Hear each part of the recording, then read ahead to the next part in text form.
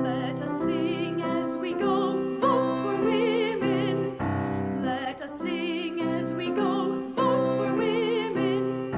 Though the way may be hard, though the battle be long, yet your triumph is sure.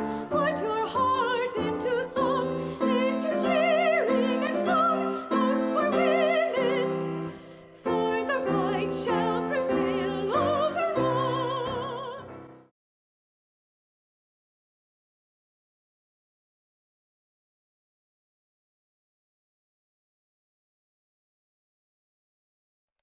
What does slavery and the Underground Railroad have to do with women's suffrage? I am so glad you asked that question.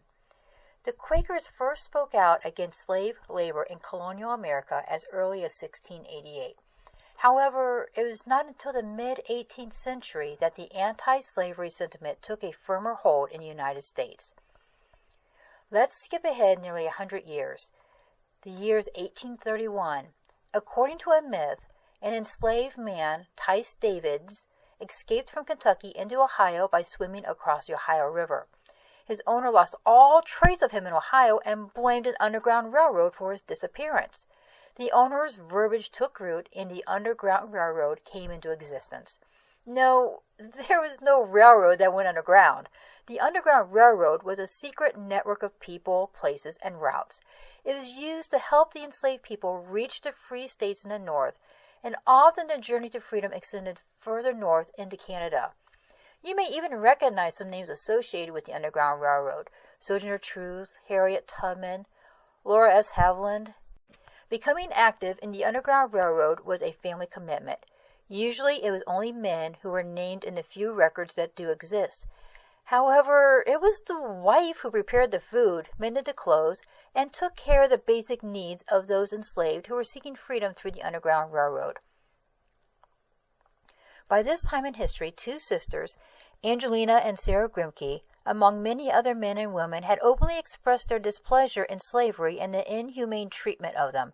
Sarah Moore Grimke once stated, quote, "I know nothing of man's rights or woman's rights. Human rights are all that I recognize." End of quote.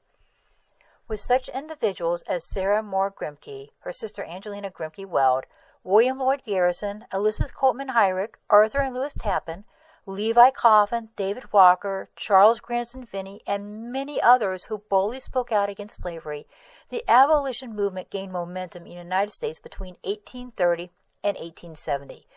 The abolitionists, as they came to be known, sought social justice. Anti-slavery societies were formed to bring together individuals opposed to the enslavement of men, women, and children. And it is believed that by 1838, approximately 1,406 abolitionist and anti-slavery organizations existed in the United States, with at least 115,000 members. Being an abolitionist was no walk in the park. It was a dangerous commitment, especially after the passage of the Fugitive Slave Act of 1850. The abolitionists, when discovered, often faced destruction of personal property, became social outcasts, and sometimes sacrificed their livelihood, even their very lives.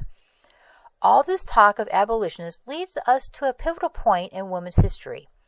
In 1840, the World's Anti-Slavery Convention, held in London, England, proved to have a major impact on the forthcoming women's rights movement in the United States. It was here that Lucretia Coffin Mott and Elizabeth Cady Stanton became acquainted. They were disgusted that women were not permitted to be an active participant in the all-men-dominated anti-slavery convention.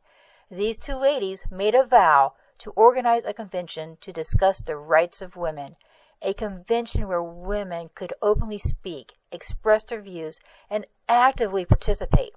8 years later, their promise came to fruition. In our next video, you can listen in as Lucretia Coffin Mott tells her story about the World Anti-Slavery Convention and how her chance meeting with Elizabeth Cady Stanton changed the course of history for women in the United States.